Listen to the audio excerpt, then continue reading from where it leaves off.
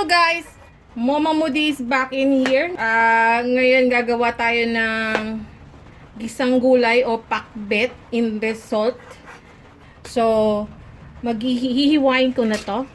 Hihiwain ko na. Maghihiwa ko ng half niyan. Hihiwa ko ng ganyan. Ganyan. Ayan, tigas doy! Matigas. Sana matibay ang ngipin ng kakain nito. Ganyan ang hiwa ang gagawin ko. So, yung talong, ganyan ang hiniwa ko. Ay, hiwain ko pa sa gitna para marami-marami. Favorite ko ang talong eh. Masarap ang talong. Yan, ganyan ang hiwang gagawin ko sa talong. Ito pa. Yan. So, lahat ipiprepare ko. And to remind, wala akong any meat or any sahog na ilalagay. Papakita ko paano lutuin yan mamaya. So, babalik ako. Ayusin ko lang lahat. Okay? Okay, andito na po ang aking ingredients na prepare ko na po lahat. As I've said a while ago, hindi po ako maglalagay ng meat. Wala po akong sahog, kundi ang cubes. Kasi ang tigas, frozen pa. Ayokong nagmamadali na ako magluto. Late na. So, pork cubes na lang gagamitin ko.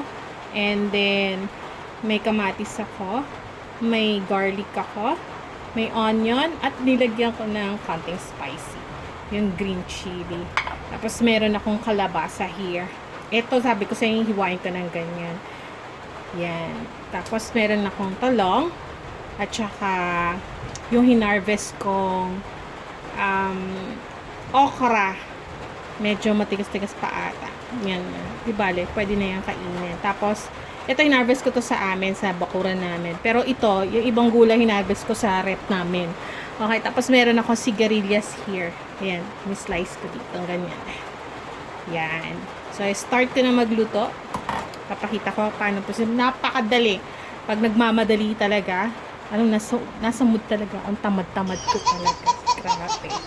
So, nasa mood ako. Ganyan lang ang aking recipe. Madaling lutuin. Para kain ka agad. Okay, mag-start na po ako magluto. Papakita ko paano.